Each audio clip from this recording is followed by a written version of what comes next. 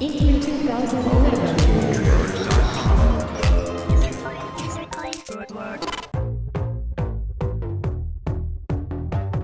It means vitality, right? It means life. And we think that a portable platform like this is going to add a lot of life to everyone's on-the-go game playing needs. We have so many things to pick from. As I said on stage, not just us, but overall there are 80 titles in development, first and third party. So we have a lot to choose from. I can tell you there are things that we're not going to show here at all at E3 that are very far along in development. So there's a ton of things to choose from. I mean, I'm proud of all the titles personally, so I think that there's a lot of good things to show. Showing different uses of the front touch, back touch, showing the cloud save capability on Ruin. When you see the other things that this machine can do, I mean, when you watch movies on that 5-inch OLED, it's absolutely stunning, right? And the different things you can do in terms of, you know, using the web, doing anything with your social networks, things like that. I think that it can cater to a much larger audience, but as every platform right out of the chute, it's to the hardcore. We're making a very conscious effort to continue to make unique games for the PlayStation Vita as opposed to just porting a bunch of games, right? I think we showed one example in Ruin where there was crossplay between. I also mentioned Wipeout, where there is actual online play between individuals using either platform. I'm not worried about cannibalization at all. Did you see Uncharted 3? And I'm happy to announce that the Wi-Fi only model will retail for $249. We set out from day one trying to build a machine that could sell to the masses and do things that no other portable had ever sold before, right? I think that we're going to do very well with this and this price point. It's also not going to lose money for us on day one. We're going to do well with this thing. And we'll be partnering with AT&T as the exclusive carrier for PlayStation Vita in the United States.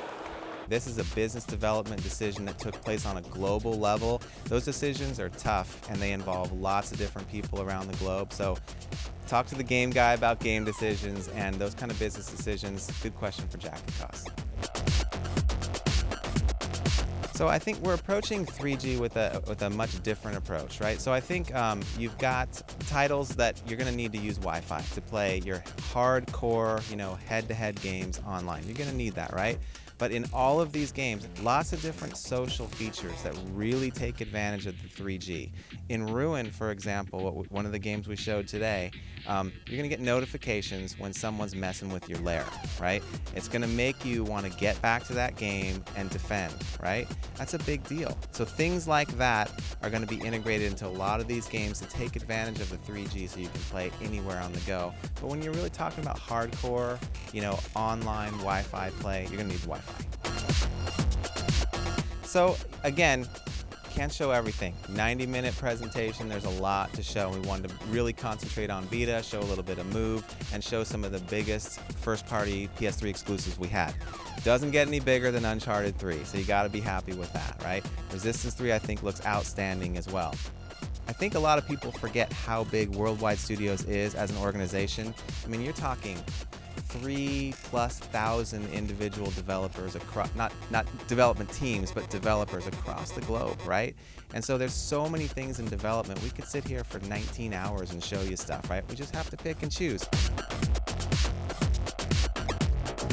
What is the future? I mean, what is not the future? I mean, again, when you've got your PS3, which I still firmly believe is still hitting its stride, right? I think there's a lot of juice left in that machine.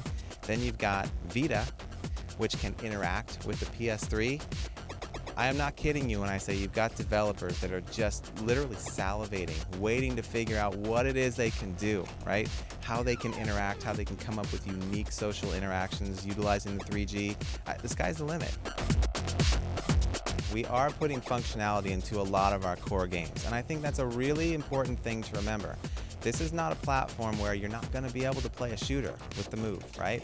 I mean, we've already shown that, and when you're going to see it in Resistance 3, for example, that's a fun way to play Move for some people. Other people prefer the DualShock. I really like to be able to say that we've got both as an offering. When you see games like Deadman's Quest that was shown here today, that's supposed to broaden that audience, and it really does give you that constant one-to-one experience that maybe all of our competition doesn't offer, right?